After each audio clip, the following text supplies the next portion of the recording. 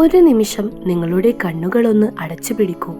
എന്നിട്ട് ആലോചിച്ചു നോക്കൂ, നമ്മൾ മരിച്ചു കഴിഞ്ഞാൽ പിന്നെ എങ്ങോട്ടാണ് പോകുന്നത്? വലിയൊരു ശൂന്യതയിലേക്കോ? അതോ നമ്മൾ ജീവിച്ചിരുന്നപ്പോൾ ചെയ്ത പാപപുണ്യങ്ങളുടെ കണക്ക് പുസ്തകവും തുറന്നിരിക്കുന്ന ഏതെങ്കിലും വിധി തീർപ്പിന്റെ സന്നിധിയിലേക്കോ? പക്ഷെ മരിച്ചു കഴിഞ്ഞിട്ടും നിങ്ങൾക്ക് മുന്നിൽ ഒരു ചോയ്സ് ഉണ്ടെങ്കിലോ? നിങ്ങളുടെ നിത്യജീവിതം അഥവാ നിങ്ങളുടെ എറ്റേണിറ്റി ആരുടെ കൂടെ ചിലവഴിക്കണം എന്ന് തീരുമാനിക്കാൻ നിങ്ങൾക്ക് ഒരു അവസരം കിട്ടിയാൽ കേൾക്കുമ്പോൾ വലിയ സന്തോഷം തോന്നും, അല്ലേ? പക്ഷെ അവിടെയാണ് ഈ കഥയിലെ നായികയായ ജോവാന് ജീവിതം വെച്ചു നീട്ടിയ ഏറ്റവും വലിയ ചതിക്കുഴി ഒളിഞ്ഞിരിക്കുന്നത്. നമുക്ക് കഥയിലേക്ക് പോകാം. സിനിമയുടെ തുടക്കത്തിൽ നമ്മൾ കാണുന്നത് വെളുത്ത വസ്ത്രം ധരിച്ച അതീവ സുന്ദരിയായ ഒരു യുവതിയെയാണ്. അവൾ പതുക്കെ കണ്ണു തുറക്കുന്നു.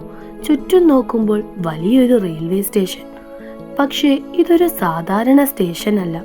ഭയങ്കര ശാന്തത, വല്ലാത്തൊരു നിശബ്ദത. അവൾ നോക്കുമ്പോൾ അവിടെ മനോഹരമായ ഒരു ആഡംബര ഹോട്ടലുമുണ്ട്. അവളുടെ പേര് ജോവാൻ എന്നാണ്. സത്യത്തിൽ അവൾ ഭൂമിയിൽ വെച്ച് തന്റെ 80കളിലാണ് മരണപ്പെടുന്നത്. വാർദ്ധക്യം ബാധിച്ച് രോഗശയ്യയിലായിരുന്ന അവൾ കണ്ണു തുറന്നപ്പോൾ ദാ വീണ്ടും 20കളിലെ ആ പഴയ സൗന്ദര്യത്തിലേക്ക് തിരിച്ചെത്തിയിരിക്കുന്നു. അവൾ ആകെ അത്ഭുതപ്പെട്ടു നിൽക്കുമ്പോൾ അവിടെയുള്ള ഒരു ഏജന്റ് അവളുടെ അടുത്തേക്ക് വരുന്നു.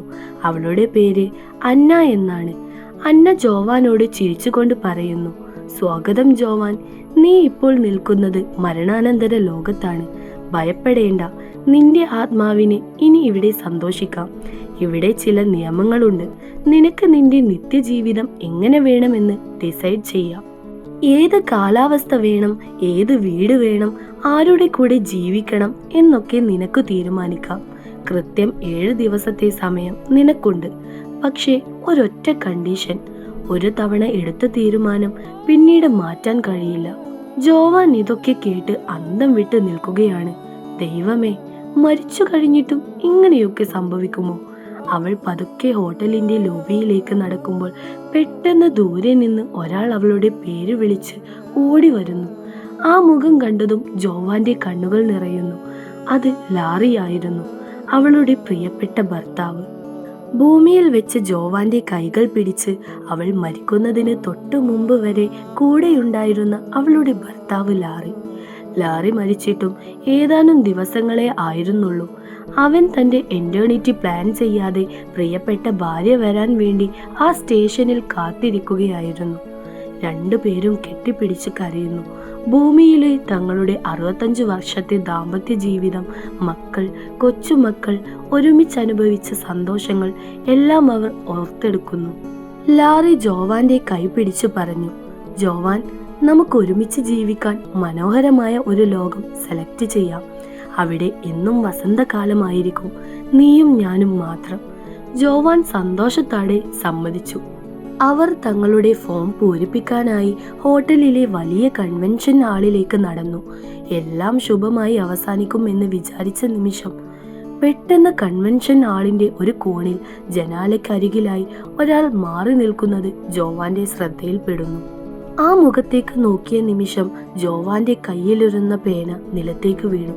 അവളുടെ ശരീരം വിറക്കാൻ തുടങ്ങി. ഹൃദയമിടിപ്പ് 10 മടങ്ങായി വർദ്ധിച്ചു. അവിടെ നിൽക്കുന്നത് മറ്റാരുമായിരുന്നില്ല, ലൂക്ക് ആയിരുന്നു. അവൾ ജീവന് തുല്യം സ്നേഹിച്ച അവളുടെ ആദ്യത്തെ ഭർത്താവ്.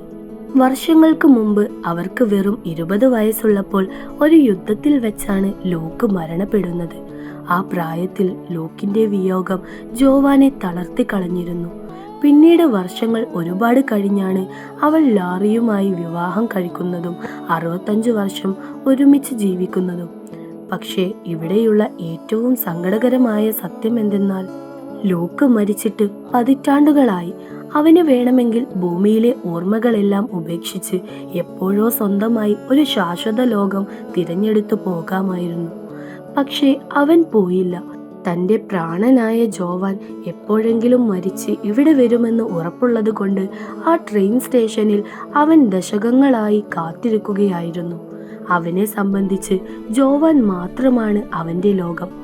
കഥ ഇപ്പോൾ ഇവിടെ എത്തി നിൽക്കുന്നു എന്ന് ആലോചിച്ചു നോക്കൂ. ഒരു വശത്ത് ഒരു പെൺകുട്ടിയെ ഓർത്ത് മരണത്തിന് ശേഷവും പതിറ്റാണ്ടുകളായി ആത്മാർത്ഥമായി കാത്തിരിക്കുന്ന അവളുടെ ആദ്യ പ്രണയം ലൂക്ക്. മറുവശത്ത് ഭൂമിയിൽ വെച്ച് അവളുടെ ജീവിതത്തിന്റെ ഭൂരിഭാഗം സമയവും കൂടെയുണ്ടായിരുന്ന സുഖത്തിലും ദുഃഖത്തിലും താങ്ങായി നിന്ന ഭർത്താവ് ലാറി.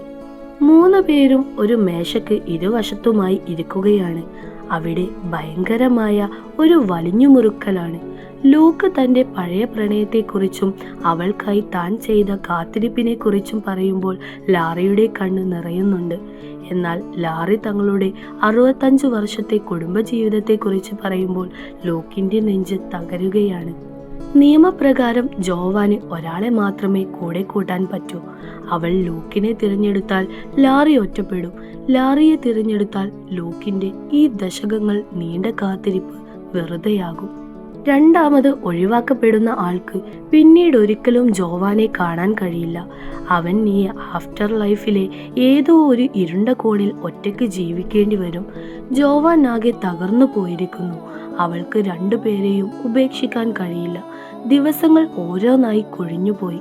അങ്ങനെ ആ നിർണായകമായ 6ാം ദിവസം രാത്രി എത്തിക്കഴിഞ്ഞു. നാളെയാണ് അവസാന ദിവസം. ജോവാൻ തന്റെ റൂമിലിരുന്ന് ഒരുപാട് ചിന്തിച്ചു. ഒടുവിൽ അവൾ ഒരു കടുത്ത തീരുമാനമെടുക്കുന്നു.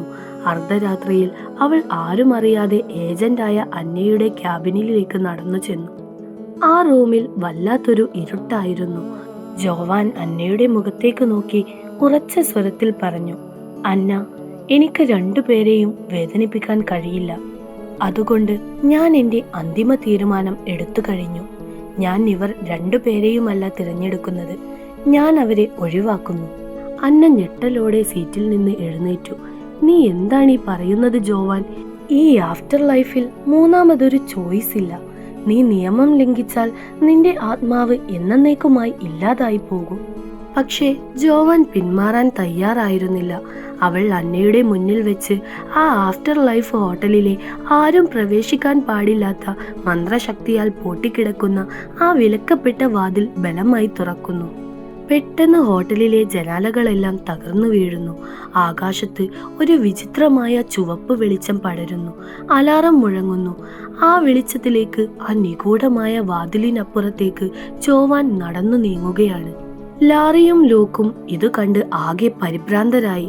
അവർ 2 പേരും ഏജന്റായ അന്നയെ തള്ളിമാറ്റി ജോവാന്റെ പിന്നാലെ ആ വെളിച്ചത്തിലേക്ക് ചാടുന്നു. അവർ മൂവരും കണ്ണു തുറക്കുമ്പോൾ എത്തിപ്പെടുന്നത് മറ്റൊരു വിചിത്ര ലോകത്താണ്. അവിടെ മനോഹരമായ ഒരു പൂന്തോട്ടവും അതിനപ്പുറം വലിയൊരു ശൂന്യതയും മാത്രമേ ഉണ്ടായിരുന്നുള്ളൂ.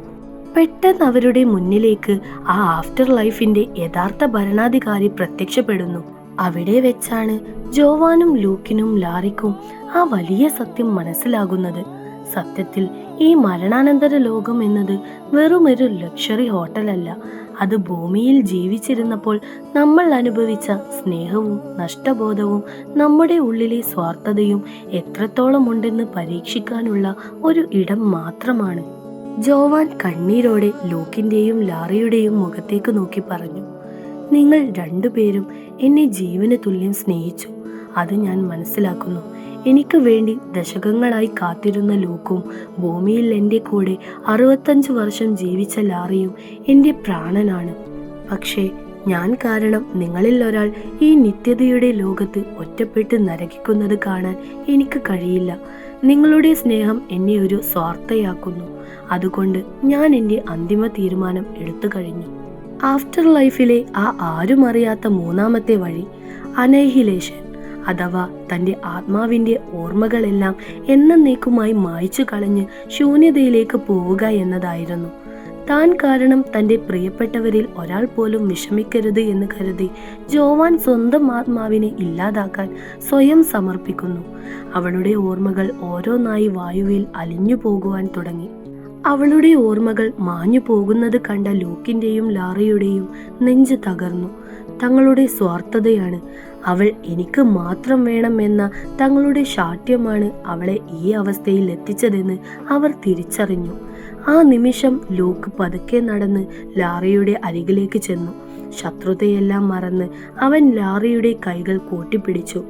അവർ 2 പേരും ഒരുമിച്ച് ജോവാനിനോട് ഉറക്കെ വിളിച്ചു പറഞ്ഞു, "ജോവാൻ, നിന്റെ ഓർമ്മകൾ മാഞ്ഞു പോകാൻ ഞങ്ങൾ സമ്മതിക്കില്ല. നിന്നെ വേദനിപ്പിക്കുന്നതിലും നല്ലത് ഞങ്ങൾ പരസ്പരം വിട്ടുകൊടുക്കുന്നതാണ്. നിനക്ക് വേണ്ടി ഞങ്ങൾ ഒരുമിച്ച് നിൽക്കാം. അവർ രണ്ടുപേരും ഒരേപോലെ അവളെ സ്നേഹിച്ചതുകൊണ്ടും ഒടുവിൽ അവൾക്ക് വേണ്ടി പരസ്പരം വിട്ടുകൊടുക്കാൻ തയ്യാറായതുകൊണ്ടും ആഫ്റ്റർ ലൈഫിന്റെ കഠിനമായ നിയമങ്ങൾ അവിടെ തിരുത്തി എഴുതപ്പെടുന്നു. ആ പൂന്തോട്ടത്തിന് ചുറ്റുമുള്ള ശൂന്യത മാറി മനോഹരമായ ഒരു പുതിയ പ്രപഞ്ചം അവിടെ സൃഷ്ടിക്കപ്പെടുന്നു. നിയമങ്ങൾ കാറ്റിൽ പറത്തിക്കൊണ്ട് അവർ മൂവരും കൂടി ഒരുമിച്ച് ജീവിക്കാവുന്ന ഒരു പ്രത്യേക ശാശ്വത ലോകം അവിടെ രൂപപ്പെടുകയാണ്. അവിടെ ലാറിയും ലൂക്കും ശത്രുക്കളായല്ല, മറിച്ച് ജോവാന്റെ ജീവിതത്തെ 2 കാലഘട്ടങ്ങളിലായി പൂർണ്ണമാക്കിയ പരസ്പരം ബഹുമാനിക്കുന്ന 2 വ്യക്തികളായി മാറുന്നു.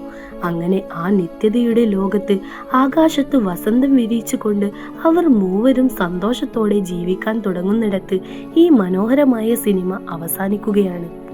ഇതുപോലുള്ള മൂവീസ് കാണുവാൻ നിങ്ങൾക്ക് താല്പര്യമുണ്ടോ? ഇനി നിങ്ങൾ കാണാൻ ആഗ്രഹിക്കുന്നത് ഏതാണെന്നെല്ലാം കമൻറ്റിൽ അറിയിക്കാൻ മറക്കരുത്. പുതിയൊരു വീഡിയോയുമായി നമുക്ക് വീണ്ടും കാണാം.